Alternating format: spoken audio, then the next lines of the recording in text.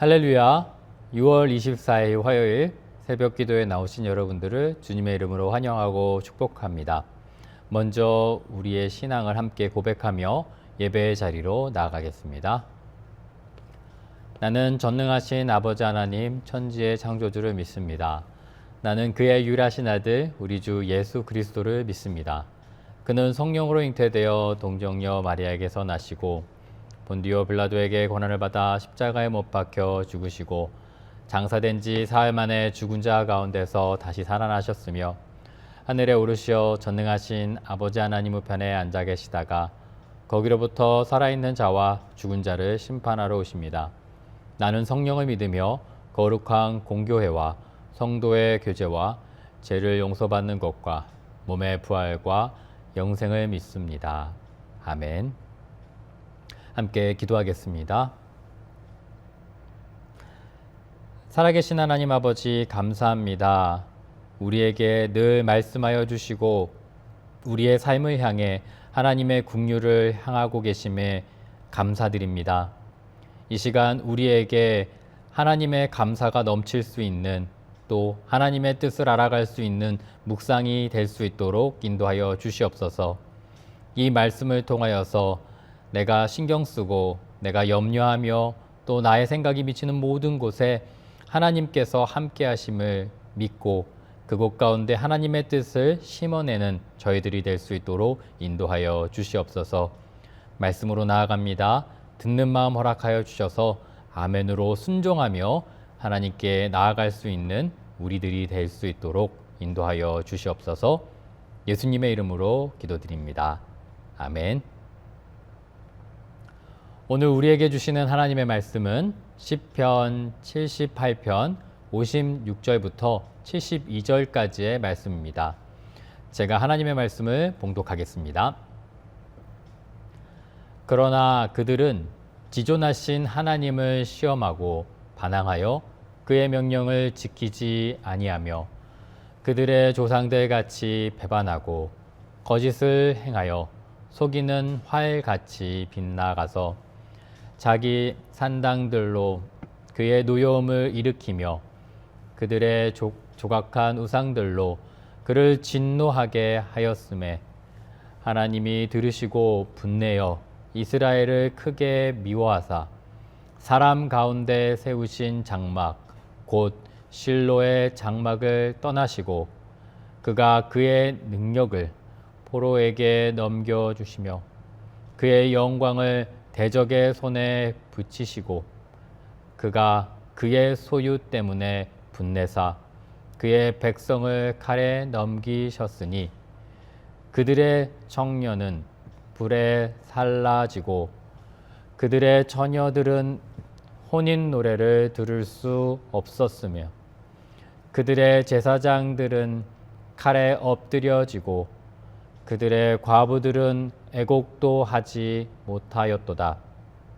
그때 주께서 잠에서 깨어난 것처럼 포도주를 마시고 고함치는 용사처럼 일어나사 그의 대적들을 저 물리쳐서 영원히 그들에게 욕되게 하셨도다. 또 요셉의 장막을 버리심에 에브라임 지파를 택하지 않으시고 오직 유다 지파와 그가 사랑하시는 시온 산을 택하시며 그의 성소의 산의 높음 같이 영원히 두신 땅 같이 지으셨도다. 또 그의 종 다윗을 택하시되 양의 우리에서 취하시며 젖 양 지키는 중에서 그들을 이끌어내사 그의 백성인 야곱 그의 소유인 이스라엘을 기르게 하셨더니 이에 그가 그들을 자기의 마음에 완전함으로 기르고 그의 손에 능숙함으로 그들을 지도하셨도다. 아멘. 이것은 하나님의 말씀입니다. 사랑하는 성도 여러분, 오늘 우리는 시편 78편의 마지막 부분을 통해 하나님의 신실하심과 인간의 반복된 불순종 사이에 흘러가는 그럼에도 불구하고 이루시는 구속의 역사를 깊이 묵상해 보고자 합니다. 시편 78편은 이스라엘 백성이 출애굽 이후의 여정을 회상하면서 시작됩니다.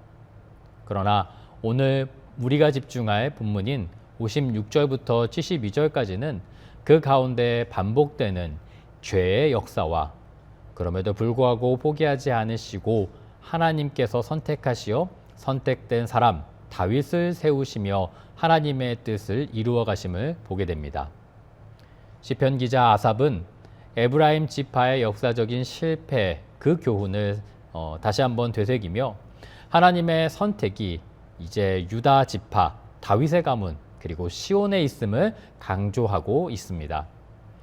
이는 단순히 혈통으로나 과거의 영광이 아니라 언약에 대한 순종과 하나님의 마음에 합한 리더십이 그 기준으로 한 선택이었음을 우리에게 들려주고 있습니다. 이러한 흐름은 역사적인 사건을 신학적으로 해석하므로 상징화하고 있는 예언서, 특히 호세아에서 나타나는 에브라임이라는 표현, 그것과 유사한 면을 보여주고 있습니다. 이미 일정 부분 상징적으로 대조되고 있다 인식하고 있지만 호세아처럼 정교한 영적으로 예언적인 수준의 그런 에브라임, 이것을 얘기하는 것이 아니라 조금은 초기 단계, 그래서 북이스라엘 전체를 가리키며 하나님의 언약 중심, 다윗과 시온의 그 대조되는 부분들을 분열의 상징들을 통하여서 우리에게 들려주고 있는 것입니다. 다시 이야기하자면 에브라임은 영적 반역과 신실하지 않았던 지도자들, 이 모두를 대명사처럼 사용하면서 남유대와 대조되는 부정적인 상징으로 자리매김되는 그 첫 시작이라고 할 수 있을 것입니다. 먼저 우리는 실로와 에브라임의 이야기를 통해 이스라엘의 실패를 목격하게 됩니다. 실로는 에브라임 산지에 위치한 예배의 중심지였습니다. 지리적으로 가나안의 중심, 그래서 12지파가 각기 흩어져 있지만 모일 수 있는 가운데에 위치하고 있었습니다. 따라서 실로는 약 300년 동안 여호수아 이후부터 사무엘 선지자의 초기에 이르기까지 하나님의 언약궤가 머무는 거룩한 성막의 본거지가 되었습니다. 백성들은 이곳에 와서 예배하며 제사를 드렸습니다. 그러나 그 거룩한 중심지는 결국 하나님의 임재가 떠나는 비극을 맞이하게 됩니다. 사무엘상 4장 기록된 사건들을 우리는 기억합니다. 엘리의 두 아들 홈니와 비느하스가 하나님을 경외하지 않았고 성막에서 행해야 할 거룩한 직무를 자신들의 욕심과 부패한 성품으로 더럽히게 되었습니다. 백성들도 하나님보다 우상을 가까이 하고 눈앞의 이익과 편안함을 쫓아갔죠. 그 결과 하나님은 실로를 거절하셨고 언약궤는 블레셋에게 뺏기게 되었습니다. 실로는 예배의 중심지로서의 역할이 이제 끝나게 되는 것이죠. 시편 기자 아삽은 이 사건이 단순히 과거의 비극으로만 기억하지 않았습니다. 그는 이 사건을 신학적으로 해석했고 실로의 몰락은 하나님의 임재가 떠난 장소를 상징하며 나아가 에브라임, 하나님의 선택을 거부하던 지파의 모습으로 담아내고 있습니다. 이는 단순히 한 지역과 한 지파의 쇠락이 아니라 하나님의 언약을 무시하고 불순종한 자들에게 임하는 하나님의 공의, 그 결과라는 점에서 우리에게 이야기하고 있는 것이죠. 본문 56절에서 64절까지 이스라엘 백성이 어떻게 하나님을 그리고 언약을 깨트렸는지 고발하듯 기록하고 있습니다. 그들은 하나님을 시험했고 반역했고 우상을 숭배하였고 성소를 더럽혔습니다. 그 결과 하나님께서 분노하셨고 실로에 머물렀던 장막을 버리시게 되셨고 그리고 언약궤는 원수의 손에 넘겨지게 되는 것이죠. 특별히 63절과 64절에 사용된 표현들을 함께 묵상해 보려고 하는데요. 그들의 청년은 불에 삼켰으며 그들의 처녀들은 혼인 노래를 듣지 못하고 그들의 제사장들은 칼에 엎드려졌고 그들의 과부들은 통곡하였다라고 묘사하고 있습니다. 이 말씀은 단순히 전쟁의 피해를 묘사하는 것이 아니라 다음 세대가 단절됐다라고, 그래서 미래에 대한 희망과 그리고 어떤 꿈을 상실했다라는 것을 표현하고 있는 것입니다. 처녀들은 결혼의 기쁨을 경험하지 못하고, 그리고 제사장들은 도륙을 당하며 슬퍼할 수 있는 여유조차 없는 그런 상황. 그리고 과부들은 그 곡소리가 났다라는 표현들을 통해서 자녀들, 자손들이 되게 위험한 순간들을 맞이하게 됐다라고 우리는 유추할 수 있습니다. 하나님의 역사는 거기서 멈추지 않으셨죠. 여기서 그대로 끝나는 것이 아니라 새로움을 나타내셨습니다. 65절의 말씀, 하나님은 마치 포도주에서 깨어난 장사처럼 깊은 분노를 깨어내는 용사처럼 일어나셨고, 이를 통하여 다시금 물리치시며 회복하신다라는 것을 이야기하고 있는 것입니다. 그렇게 하나님은 블레셋을 치시고 에브라임을 거절하시며 그렇게 유다를 택하셨다라고 이야기합니다. 에브라임의 과거의 중심이었다면 이제 하나님은 실로에서부터 시온으로 옮겨지며 예루살렘 중심으로 새로운 구속의 역사를 전개하심을 노래하고 있는 것입니다. 이는 단순히 지리적인 이동이 아니라 하나님의 선택이 외적인 조건이 아닌 신실함과 언약에 대한 충성에 기초되었다는 것을 우리에게 얘기하는 것입니다. 유다는 하나님께 순종하려는 마음을 보였고, 그 중심에 바로 다윗이라는 목자가 있었습니다. 하나님께서는 완전히 새롭게 선택하신 것입니다.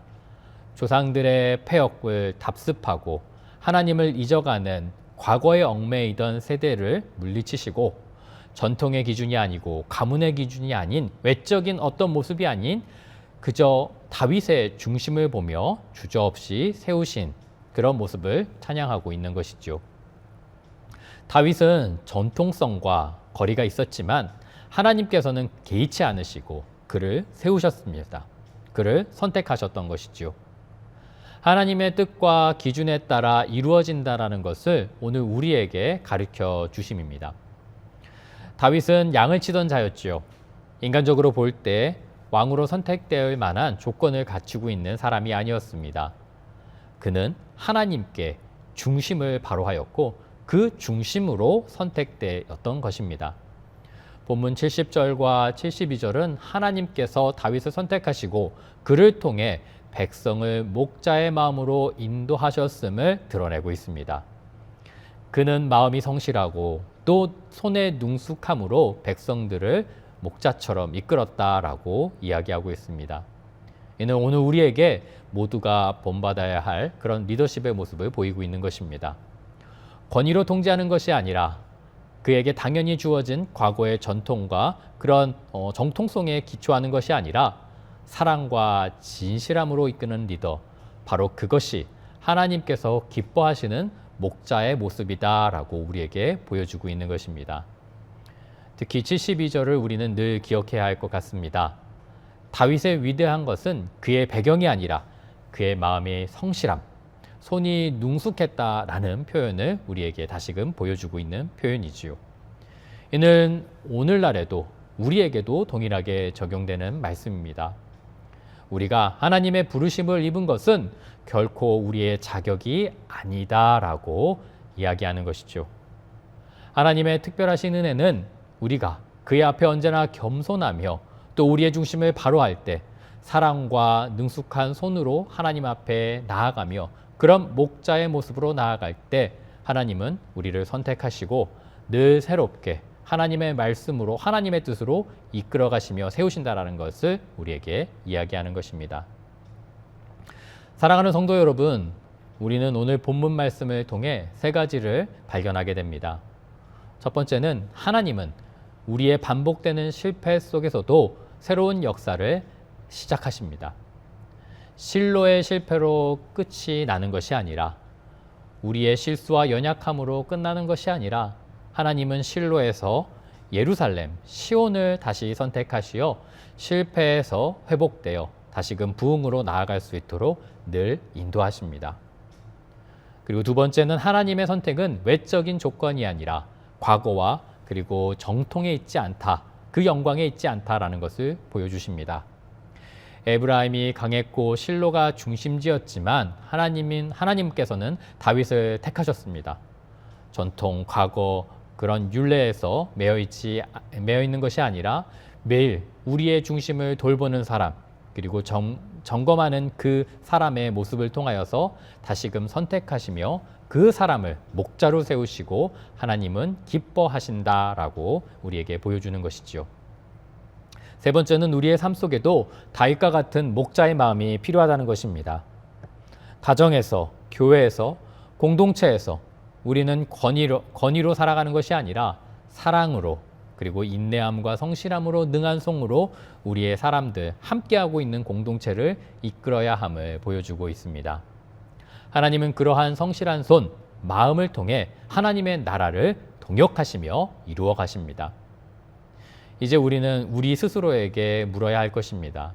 나는 지금 실로처럼 하나님의 임재를 잃어버린 자리에 머물고 있지는 않은가? 아니면 시온처럼 하나님의 새로운 역사를 준비하고 있는가?